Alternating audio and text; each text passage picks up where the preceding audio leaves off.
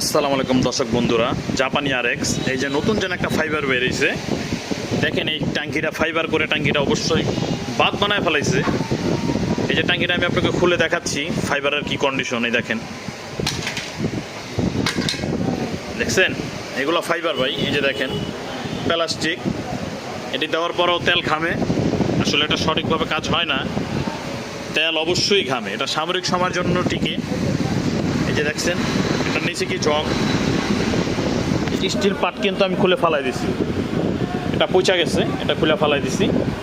এই যে ফাইবার, তো যারা এই ফাইবার করেন তারা অবশ্যই সঠিক মানুষের ধারে করেন। এখানে অনেক মেকার আছে, তারা কিন্তু অবশ্যই কাজ জানে না, বোঝে না।